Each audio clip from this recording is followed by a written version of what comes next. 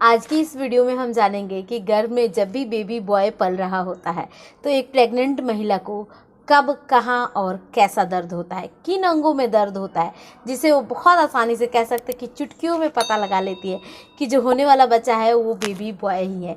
Complete जानकारी के लिए शुरू से लेकर लास्ट तक वीडियो को वॉच कीजिएगा, तब जाकर आपको सारी चीज़ें समझ आएगी।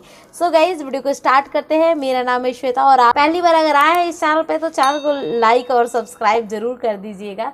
यहाँ पे हम बात करते हैं अपने शरीर में हो रहे बदलाव के ऊपर, खासकर दर्द के ऊपर बात करते हैं।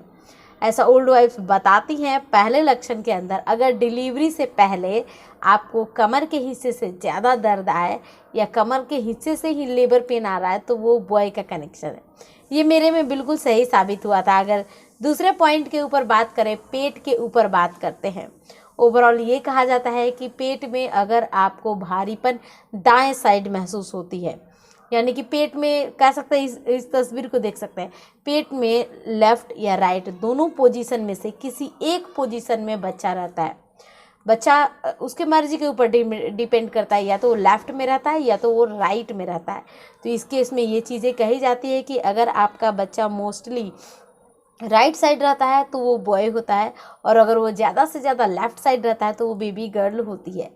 लेकिन मेडिकल साइंस का ये मानना होता है कि जो बच्चे होते हैं वो अपने हिसाब से रहते हैं, वो अपने कंफर्ट को ध्यान में देखते हुए या तो माँ के पेट में लेफ्ट रहते हैं या तो राइट रहते हैं, जबकि ये जेंडर प्रेडिक्शन इसके थ्रू नहीं किया जा सकता है। लेकिन वहीं अगर मेरा एक्सपीरियंस रहा तो मेरे में भी अलग चीज़ें थी। बच्चा मोस्टली प्रेगनेंसी के 6-7वें महीने तक लेफ़्ट साइड में था, मैं लेफ़्ट साइड में सोना पसंद करती थी।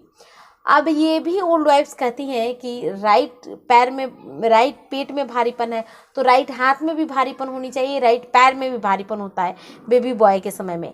लेकिन ये पॉइंट है, ये किसी किसी में सही होता है, किसी में नहीं होता है। जैसे मेरी बात बताऊं तो अलग अलग पॉइंट, जैसे कि पेट में मेरे लेफ्ट में भारीपन था और पैर मेरे राइट में भारीपन था।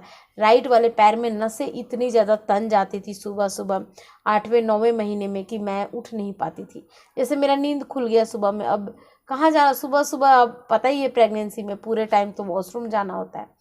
जब सुबह मैं उठती थी 6 बजे के अराउंड, 6-7 बजे के अराउंड, तो इस हिसाब से मुझसे उठा नहीं जाता था क्योंकि नसें तन जाती थी। अब कोई एक जना मिलके मेरे पैर खींचते थे तब जाकर नसें थोड़ी नॉर्मल होती थी, तब मैं उठ पाती थी। तो ये चीज़ें अलग अलग महिलाएं एक्सपीरियंस करती हैं। किसी किसी को ये प्रॉब्लम भी नहीं होती है, लेकिन किसी किसी को ज़्यादा हो जाती है क्योंकि प्रेगनेंसी में हमारा बढ़ता हुआ वज़न होता है। और साथ ही साथ में ये चीज़ें कही जाती है कि वज़न बढ़ने के कारण नसों पे दबाव पड़ना, बच्चे का वज़न बढ़ने के कारण कमर के निचले हिस्से में दबाव पड़ना, ये सारी नसें जो होती है कनेक्टेड होती है, जिस कारण हमें ये प्रॉब्लम जो होता है वो फेस करना पड़ता है। आई थिंक गाइस, इस वीडियो के अंदर आपने डाउट जो भी था वो क्लियर हो गया। आप ये चीज़ें समझ गए कि इसका बॉय से कोई भी कनेक्शन नहीं है। हालांकि बेटा हो या बेटी, दोनों को आप समान प्यार और अधिकार दीजिए। Thanks for watching. तब तक के लिए बाय बाय, टेक केयर।